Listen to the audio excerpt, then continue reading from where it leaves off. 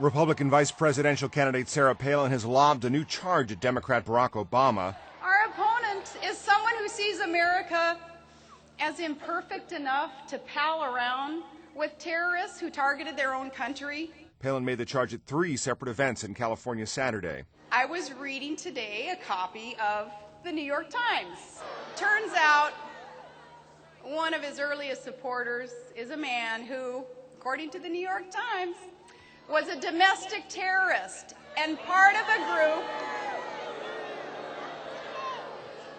group that, quote, launched a campaign of bombings that would target the Pentagon and the U.S. Capitol. That article analyzed the relationship between Obama and Bill Ayers. Ayers was a founder of a 1960s radical group called the Weather Underground, which was blamed for several bombings. They include a pipe bomb in San Francisco that killed a police officer and injured another. Obama was a child when the group was active, and he's denounced Ayers' radical views and activities.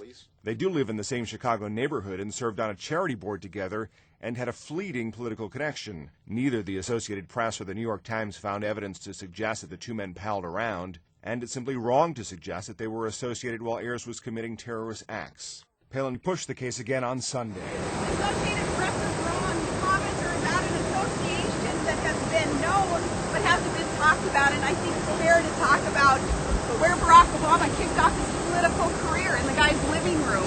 And he, of course, having been associated with that group, but known domestic terrorist group, it's important for Americans to know. It's really important for Americans to start knowing who the real Barack Obama is. Obama chose as an associate a man who helped to bomb the Pentagon and said he didn't do enough. That hasn't stopped an independent group from linking Obama and Ayers in a new commercial, and Palin's charge is part of a line of new attacks on Obama as Republican John McCain slips further behind in the polls. Now, this is not a man who sees America as you and I see America. We see America as a force for good in this world. With just 30 days until Election Day, expect the attacks to get even stronger. Matt Friedman, The Associated Press.